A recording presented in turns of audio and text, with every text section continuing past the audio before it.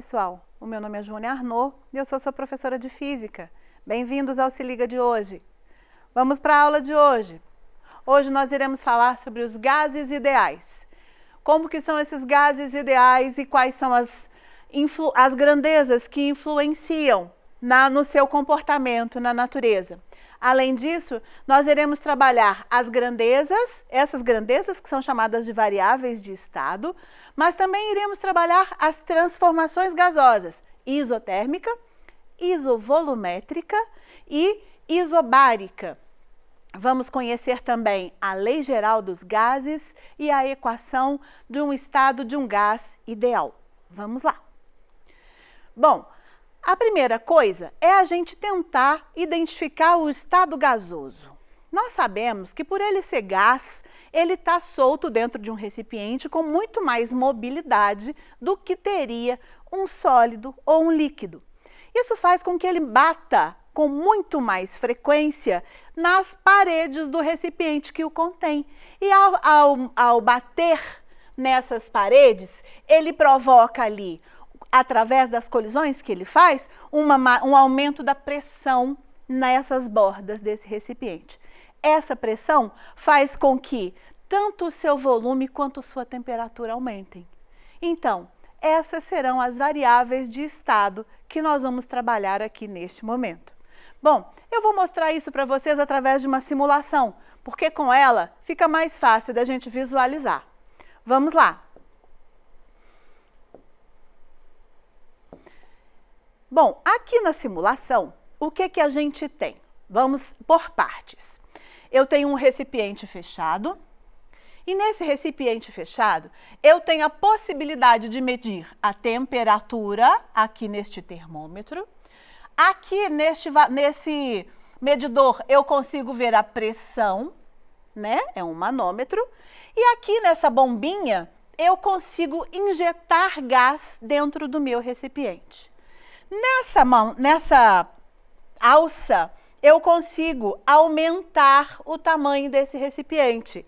Então, aqui eu posso, aumentando o tamanho do recipiente, variar o seu volume. E aqui, por último, eu posso aquecer o meu objeto, o meu gás que tiver aqui dentro do meu recipiente, ou resfriá-lo.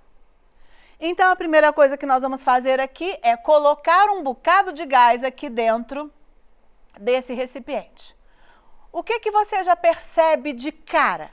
Que assim que eu faço essa movimentação, eu jogo essas moléculas aqui, o medidor de pressão alcança algum valor, ou seja, eu saio da pressão nula e passo a ter alguma coisa ali.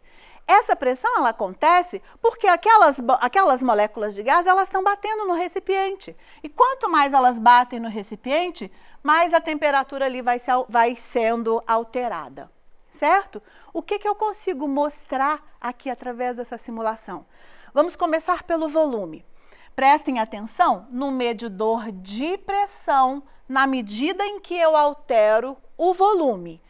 Quando eu abro o meu recipiente, aumentando o seu tamanho, olha a pressão, o que acontece com ela? Ela reduz. Por que ela reduz? Porque ali eu vou ter uma quantidade maior de espaço para aquelas moléculas começarem a bater. Isso vai fazer com que ela vá se distribuir naquela área maior, certo? Então a pressão reduz. Se eu fizer o oposto, ao invés de reduzir, ao invés de aumentar, eu reduzir a minha pressão, o meu volume, perdão, eu vou ter um aumento dessa pressão. O que eu estou descobrindo aqui? Que a pressão, ela é olha só, vamos repetir. Se eu aumento o volume, a minha pressão reduz. Inverso, concorda? Se eu diminuo o meu volume, a minha pressão aumenta. Prestou atenção? Inversamente proporcional. Bom, agora voltando para a minha posição mais ou menos original, eu também posso alterar a minha temperatura. Se eu aqueço, vamos dar uma olhada lá no nosso medidor de pressão. O que está acontecendo com a minha pressão? Quanto maior a quantidade de energia térmica que eu der aqui para o meu objeto, para o meu gás, maior serão as colisões dele nas bordas do recipiente. Isso vai fazer com que aquela pressão aumente, certo? Então, maior temperatura, maior pressão, correto? E se eu reduzir aqui?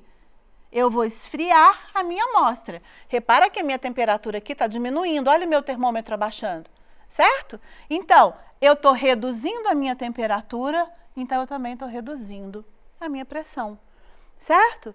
Ainda tem mais uma possibilidade de eu mudar esse negócio. E se eu colocar mais gás dentro do recipiente? O que vai acontecer?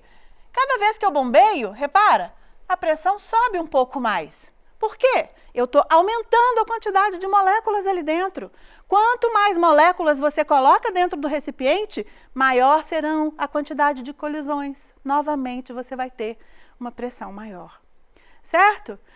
Bom, até então, eu não tinha mantido nada constante. Mas e se eu quiser manter o meu volume constante? O que eu faço? Repara que a minha alcinha sumiu? Não sumiu? Ela me impede, quando eu faço isso, de mudar o meu volume. Bom, o que eu faço agora? Eu quero não mexer na quantidade de moléculas de gás, mas aumentar a temperatura. Olha a pressão, o que está acontecendo com ela? Quanto maior a temperatura, maior a pressão, diretamente proporcionais. Novamente, a gente está chegando na conclusão que aqueles cientistas maravilhosos que estudaram os gases chegaram lá para a gente, certo? E aí, se eu fizer outro tipo de movimento, por exemplo, ao invés de eu deixar o volume constante, eu deixar a pressão constante, o que vai acontecer com a pressão? Repara que interessante aqui. Você está vendo que o valor da pressão está aqui, não é? Eu não quero que ele se altere, mas eu tenho agora a condição de aumentar a temperatura. Olha o que está acontecendo com o volume, sem que eu mexa nele. Por que ele aumentou? Porque se eu aqueci aquela amostra de gás, e ela vai começar a se debater pra caramba. Quanto mais ela se debate, mais ela força as bordas do recipiente, o que faz com que ele se expanda. Então vai haver uma nova expansão ali. E essa expansão vai ser com pressão constante, porque a quantidade que você aqueceu, ela vai ser compensada pelo valor do volume que aumentou. Então, você mantém essa pressão constante. Se você resfriar, você vai ter a mesma coisa, só que ao invés de aumentar o volume, repara, o volume vai sendo reduzido. Óbvio, eu quero manter aquela pressão. Repara que eu pedi que vocês olhassem no início, que a pressão teria que ficar naquele valor o tempo todo. Porque se você resfria, você não reduz o movimento. Então, se você diminuir o volume, você vai ter, então, uma pressão constante naquele recipiente. Bom, meninos, é essa a ideia da nossa simulação de hoje. Essas simulações, elas nos ajudam a verificar como funcionam essas coisas, correto? Bom, fazendo isso, eu trouxe aqui para a gente gravar como que vão ficar essas leis matemáticas. A primeira que eu coloquei aqui foi a isotérmica. O que quer dizer a isotérmica? É uma situação onde eu não altero a temperatura. Se a temperatura permanecer constante, o que vai acontecer? O volume sofrerá uma variação inversamente proporcional à pressão. Foi aquela que a gente fez na primeira parte da simulação, certo? A equação, o gráfico, perdão, ele vai dar o que a gente chama de isoterma, muito parecido com o nome, né? Isotérmica. A transformação se chama isotérmica, mas o gráfico se chama isoterma, tá? Ele vai mostrar exatamente isso. Na medida em que nós vamos avançando no volume, o valor do volume vai aumentando para a nossa direita, mas o valor da pressão, ele vai sempre diminuindo para ser inversamente proporcional. A equação, então, vai mostrar que a pressão vezes o volume é um valor constante. Bom, já na transformação isovolumétrica, nós temos um volume constante nesse caso. É aquele caso onde nós não alteramos o valor do volume. O que vai acontecer? Quando você varia a temperatura, você vai ter uma mudança diretamente proporcional na pressão. Então, o gráfico dessa vai ser uma reta, não vai ser uma curva. E essa diretamente proporcional vai montar essa reta passando pela origem, mostrando que na medida em que a temperatura vai aumentando, os valores proporcionais da pressão também irão aumentando. A equação aqui fala que a pressão pela temperatura é uma constante também. Por isso, né, a gente vai pensando na reta, a gente sabe que aquilo dali será uma constante. A terceira transformação é a transformação isobárica. A transformação isobárica quer dizer pressão constante. O que acontece quando a pressão fica constante? Quanto maior a temperatura do gás, maior será o seu volume. Quanto mais a gente aumentar a temperatura, aquela alça vai aumentando o espaço, aumentando o volume. Se você abaixar, reduz o espaço, reduzindo o volume. O gráfico dela mostrando que é diretamente proporcional também à temperatura em relação à quantidade de volumes e o gráfico, a equação volume por temperatura será uma constante nesse caso, certo? Bom, pessoal, aqui a gente entra naquele momento em que nós pensamos na quantidade de moléculas. Quando eu acrescento moléculas dentro daquele vaso, daquele recipiente, nós não notamos que houve uma variação na pressão? Se aquela alça fosse variável ali naquele momento, nós teríamos visto que ela também aumentaria de espaço. Então, a gente percebe que a quantidade de gás não aumenta só o número de mols, ela é diretamente proporcional à quantidade de pressão e de volume que você pode ter ali.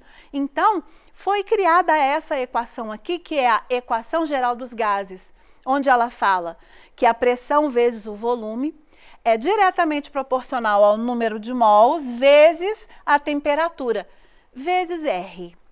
R é chamado constante universal dos gases, ela vai ser a nossa constante de proporcionalidade, tá?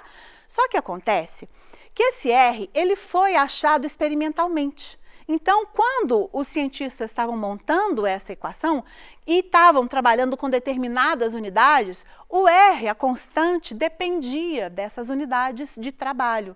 Então, nós colocamos aqui o valor dessas constantes de acordo com as unidades que foram utilizadas por eles, tá?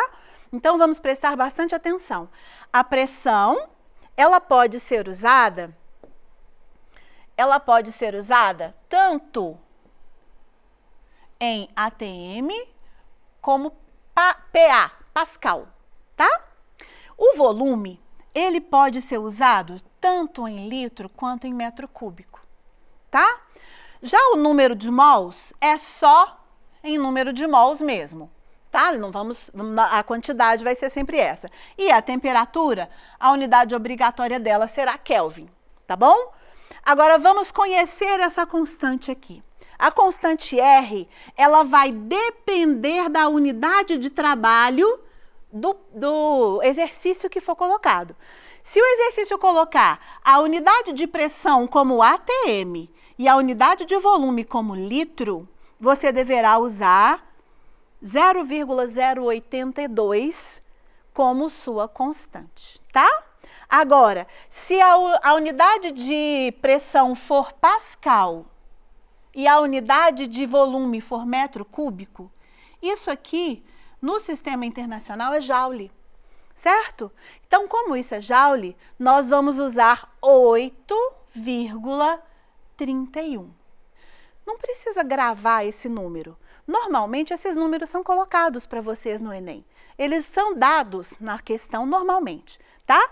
Agora, o que você precisa ter atenção é a unidade. Por quê? Se você deu lá no exercício uma unidade, deram no exercício uma unidade X e você tem que substituir, você tem que se lembrar de fazer essas substituições caso elas sejam necessárias, tá? E aí você vai saber que essa constante com 0,82 só serve para ATM com litro, enquanto que 8,31 para Pascal com metro cúbico, tá ok? Bom, é isso. Agora a gente vai para as nossas questões. Vamos a elas. Primeira questão do Enem de 2019. Dois amigos se encontram em um posto de gasolina para calibrar os pneus de suas bicicletas. Uma das bicicletas é de corrida, bicicleta A, e a outra de passeio, bicicleta B. Os pneus de ambas as bicicletas têm as mesmas características, exceto que a largura dos pneus de A é menor que a largura dos pneus de B. Ao calibrarem os pneus das bicicletas A e B, respectivamente com pressões de calibração PA e PB, os amigos observam que o pneu da bicicleta A deforma, sob os mesmos esforços, muito menos que o pneu da bicicleta B. Bom, o que ele diz para a gente aqui? Pode-se considerar que as massas de ar comprimido do pneu da bicicleta A, MA, e do pneu da bicicleta B, MB, são diretamente proporcionais aos seus volumes. Bom, comparando as pressões e as massas de ar comprimido dos pneus das bicicletas, nós temos que eles querem que a gente compare quem tem maior pressão e quem tem maior massa de ar. Como que nós vamos fazer essa comparação? A primeira coisa é olhar, de acordo com o contexto, o que foi falado sobre a massa de ar do pneu. Que ele falou que a quantidade de massa de ar do pneu A é menor do que a massa de ar do pneu B, porque ele falou que o pneu B é mais largo, não foi? Se o pneu B é mais largo, cabe mais ar ali dentro. Então, como ele diz aqui que a massa de ar é proporcional ao seu volume, nós podemos ter essa percepção de que cabendo mais ali vai ter maior quantidade de massa. Ok, a segunda coisa que ele colocou é que quanto mais deformar o pneu, menor será a sua pressão. Ele falou que o pneu da bicicleta A deforma menos do que o pneu da bicicleta B, não foi? Então, se ele falou isso, ele já garantiu para a gente as nossas respostas. A massa de A é menor do que a massa de B, enquanto que a pressão de A é maior do que a pressão de B. Isso nos dá a resposta na letra B da nossa questão. Certo? É tudo uma questão de atenção a esses detalhes, correto? Vamos a mais uma questão. Considere o gráfico a seguir. Presta bastante atenção nisso. Você tem aqui um desenho igual àquela isoterma que nós vimos ainda há pouco, certo? É uma variação de pressão em função de volume. Vamos lá. Esse gráfico representa o comportamento típico de um gás submetido à lei Boyle-Mariotte. P vezes V igual a K, perdão. Tá? Só um parênteses, Boyle-Mariotte são os dois cientistas que estruturaram a lei que fala sobre a isoterma, certo? Com relação à curva, pode-se afirmar que, bom, eu já tinha visto que ela era uma isoterma. Se você não tiver visto, o que você pensa? Na medida em que eu estou aumentando valores de volume, os valores correspondentes de pressão estão cada vez menores, inversamente proporcionais, correto? Quando que isso acontece? Somente quando você tiver uma isoterma, certo? Então, não é isocórica, pode ser isotérmica, não é isocórica, não é isobárica. Então, eu já vou cortando aquelas que não me servem, certo? Agora, é uma isotérmica onde o valor de K é igual a 12 ou igual a 2. Qual dos dois será? Como que eu vou saber o valor de K? Ele não acabou de me falar que P vezes V é igual a K? Então, atenção ali. Se P vezes V é igual a K, eu vou pegar os valores do gráfico. Qual é o primeiro valor de pressão e o primeiro valor de volume? Meio vezes 4. Depois, no segundo ponto, só para eu ter certeza, o primeiro valor, o segundo valor, o de cada uma delas, pressão e volume. E por último, lá na última linha, no último ponto, perdão, do meu gráfico, primeiro ponto, segundo ponto, terceiro ponto, se eu fizer essas multiplicações aqui, eu vou ter todas elas iguais a 2, correto? Sendo assim, a nossa resposta é a letra D. Ficou bagunçado isso aqui, né, gente? Mas assim fica mais bonitinho, certo? Então, pessoal, a gente consegue, então, conseguir determinar essas equações, através dessas equações, mas vocês viram que a questão, ela coloca muito para a gente como, né, que a gente deve trabalhar. Agradeço muito por vocês terem estado conosco, agradeço ao Daniel que esteve aqui conosco hoje. Obrigado a todos vocês por assistirem a aula de hoje e até a semana que vem.